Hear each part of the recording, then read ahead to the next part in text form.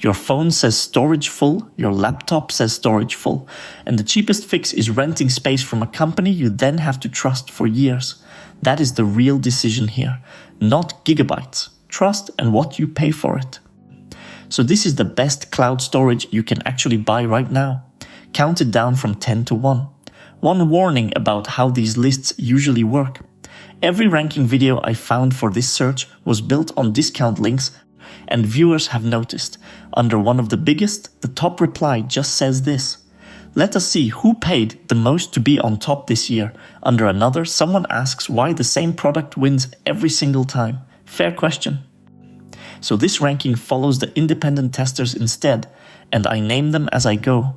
4 things decide every slot. What it actually does, what it costs, including at renewal, whether encryption is included or sold to you separately, and which computers it really runs on, because almost nobody tells you that. Number 1 here is not the cheapest, it is not the fastest either.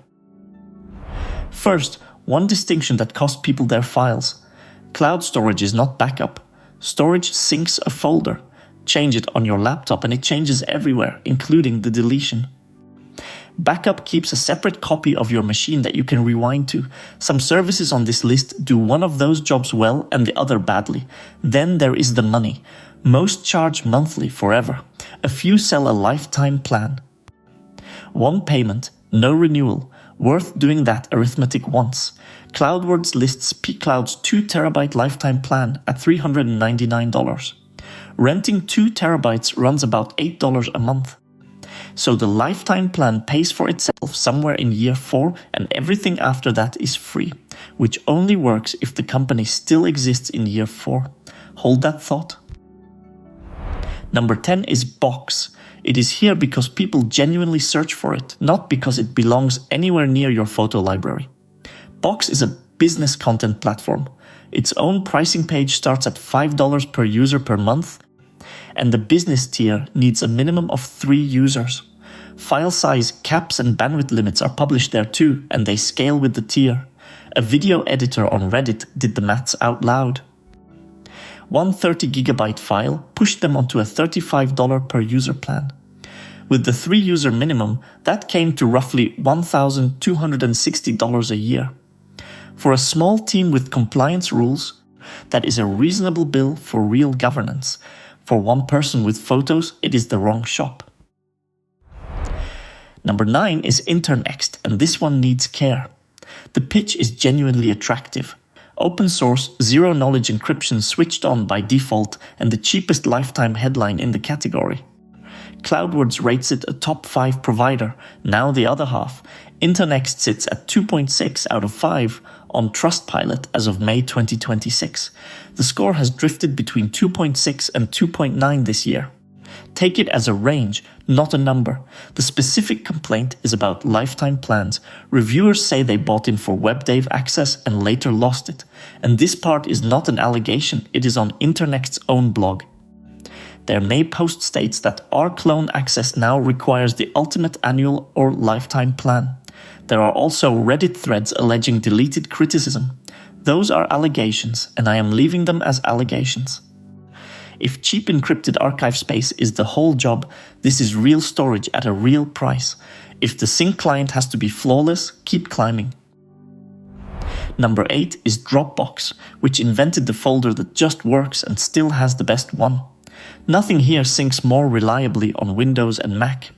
That desktop integration is the reason people stay for a decade. The trouble is money and Linux.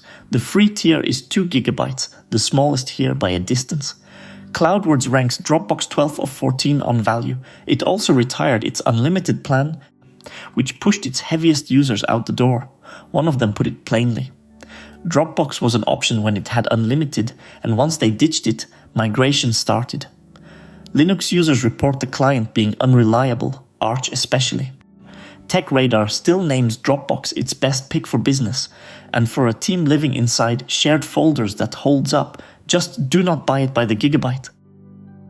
Number 7 is Mega, and it wins one category outright. 20 GB free, zero-knowledge encryption included, nothing paid. That is the most generous free account on this entire list, and it is not close.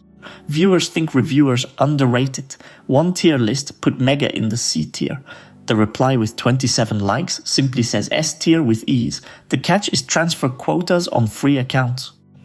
You can hold the files and still be throttled moving them.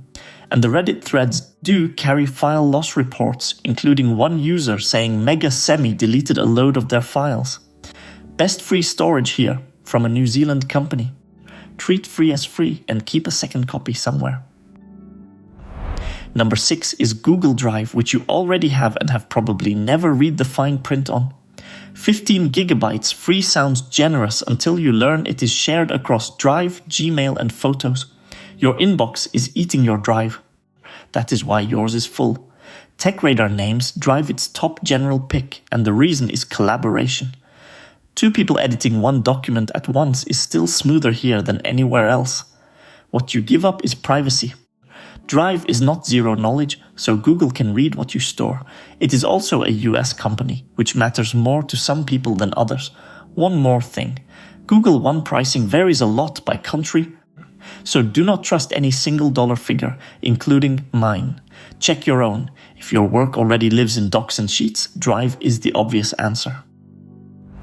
Number 5 is Microsoft OneDrive, and it is the value almost nobody bothers to calculate. If you already pay for Microsoft 365, a terabyte per person is already included.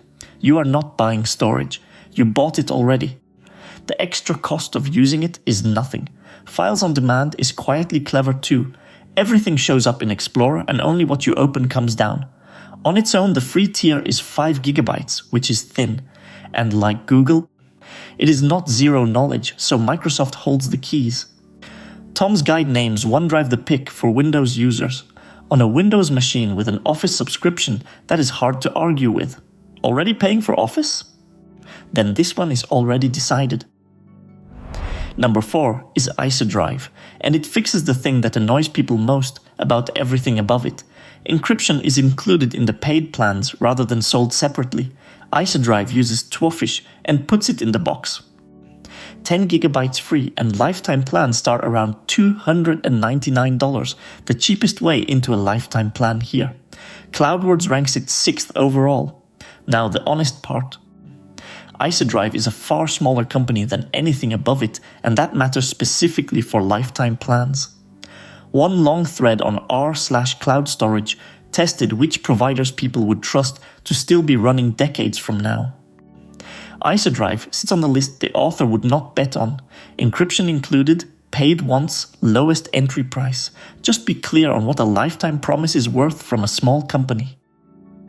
Number 3 is iDrive, and it is the most awkward entry on this list. Awkward because with the reviewers, it wins. TechRadar's top recommendation this year is iDrive. Tom's guide makes it editor's choice. One plan backs up an unlimited number of machines, 5 or 10 terabytes, and there is 10 gigabytes free to try. It also has the loudest complaint file in the whole category. And users are not angry about the product. They are angry about the bill. One source puts iDrive near 2.5 out of 5, across roughly 1,700 Trustpilot reviews. As of April 2026, 31% of those left a single star. Another source has it at 2.6, mostly billing and cancellation. The pattern comes with numbers. There is a thread titled iDrive raising subscription fee 50%. A Synology user reported a 10 terabyte plan going from $300 to $495. And several people found that switching off auto-renew produced a discount offer, which tells you the list price was never the real price. Strongest product here for backing up a lot of machines cheaply. Put the renewal date in your calendar the day you buy. Number 2 is pCloud, and it is the reason lifetime storage is a category at all. 2 terabytes, one payment, around $399 from a company 11 years into doing this. CloudWords ranks it 2nd overall. It tests fast. There is a real Linux client, and the built-in media player has genuine fans. One user says pCloud streaming is good enough that they prefer it to dedicated music apps. 2 honest problems. The first is the one everybody raises. pCloud Crypto, the zero-knowledge layer, costs extra, around $150 on top. CloudWords and others all flag it, and in the pCloud subreddit the most common wish is just that it came included. The second is Mac. Reviewers report the crypto folder crashing on large uploads and a sync delay filed with logs and still open. One described it as slow and very unstable, especially on an M3. Most storage per dollar over 3 years or more, comfortably. As long as you accept paying twice for privacy. Which leaves number 1. Sync.com. CloudWords puts Sync first out of 14, and the reason is the one thing this whole list keeps circling back to. Zero-knowledge encryption across your entire account included. Not an add-on, not one special folder, all of it. That brings HIPAA and GDPR readiness with it, which is why small practices and law firms end up here. It is also a Canadian company, so your files sit outside US jurisdiction. Judging by these comment sections, plenty of people care about that a great deal. At 2 terabytes it works out near $4 per terabyte per month. It is not perfect, and here is where it hurts. Sync is slower than its rivals, and CloudWords names speed as its main drawback. Reviewers agree. One calling slow upload speeds the nail in the coffin. The interface looks dated. There is no native Linux client. And one thread on r/sync from September 2025 reports files duplicated in bulk with identical timestamps. So, not the fastest, not the cheapest, just the only one here that cannot read your files at no extra charge. One sentence and I will let you go. Want a provider that is unable to open your files? That is sync.com, and you pay for it in speed. Want the most space for the least money across years? That is pCloud's lifetime plan, and you pay extra for the encryption. Almost everyone watching fits one of those 2 sentences. I have put links to everything in the description. Some of them are affiliate links, so I get a small commission if you use them, at no extra cost to you. One last thought. Barely any of the big roundups say which of these actually ships a Linux client, and the comments are full of people asking. So tell me what you are running, and which one here surprised you most.